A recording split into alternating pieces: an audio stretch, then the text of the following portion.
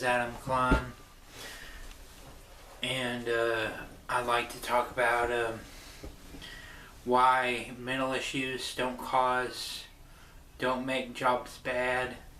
I mean, they do, but the jobs are not bad if you have mental problems. A lot of people think that their jobs are bad because they have mental problems, but I mean the jobs are not bad. They're just, them in itself are not bad. There's some people that can handle more than others, and some people can't.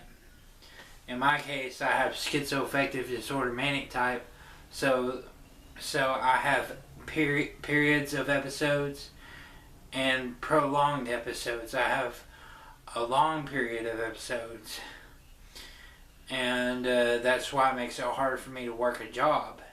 I didn't used to have this problem. I started having it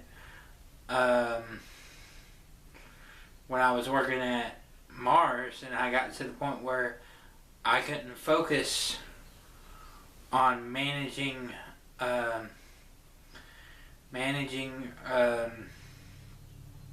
people's breaks, because my mind was working, trying to do other things. And it's hard when you're like that, when you're trying to do a job and your mind's trying to tell you to do something else, which you're supposed to be focused at your job.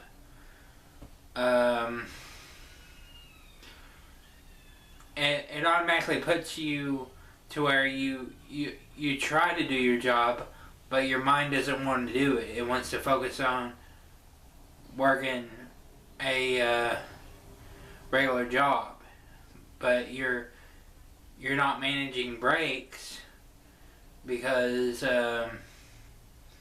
you're in that work mode of working the actual jobs, like packing the pallets and stuff like that. And the jobs are not bad. It's just the mental problems make the jobs bad. It's not the jobs, it's the mental problems. The mental problems I've had mental problems for a long time, and it took me 10 years to realize I did have a mental problem, and I was having mental problems. But it was hard because I thought it was just make believe. I thought it was all made up, and it turns out it wasn't. So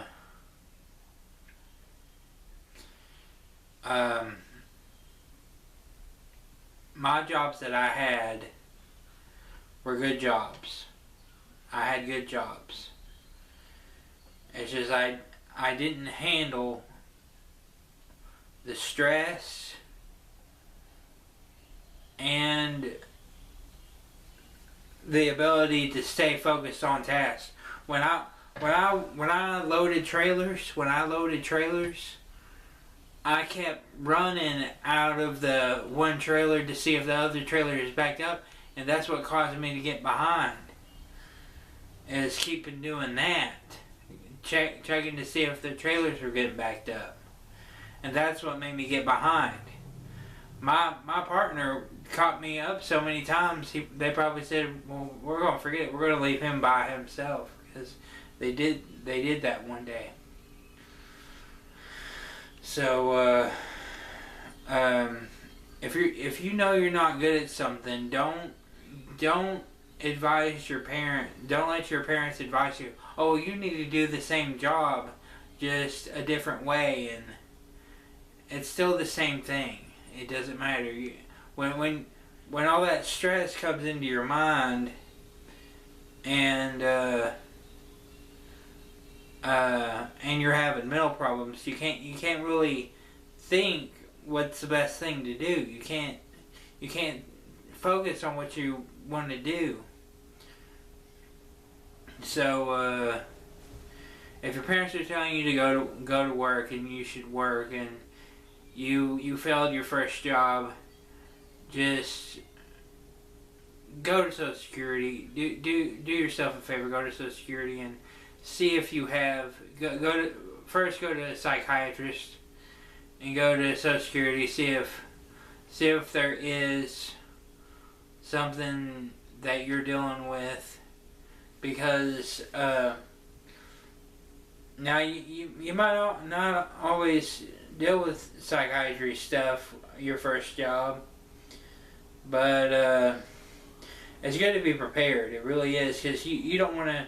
I went through 6 jobs in the span of 6 years to figure out that there was something wrong with me, and I don't want anybody else to deal with that. I don't want anybody else. Oh, well, it took me 15 years for 15 jobs to figure out what was wrong. My dad took him 10 years, and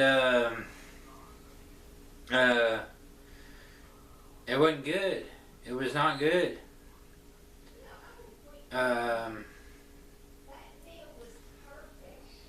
Some people it takes longer, and it's not fair. It's not fair to them, and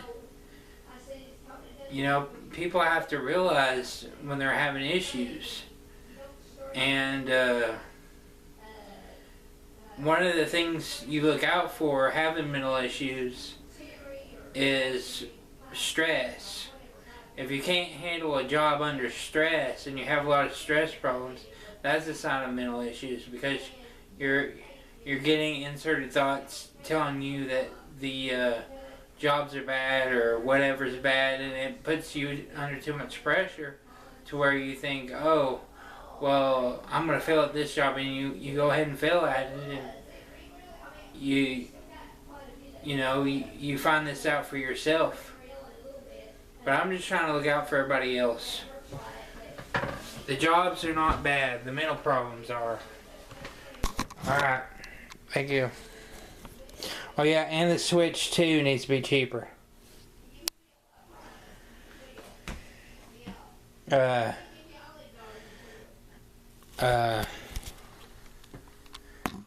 gonna talk about the Switch 2 real quick. The Switch 2 needs to be about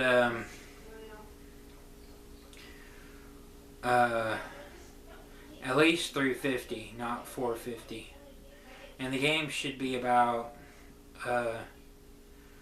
$60, because it's the graphics of the PlayStation. And if you're saying Nintendo games are better than PlayStation, then that's not really fair, is it? Alright, thank you.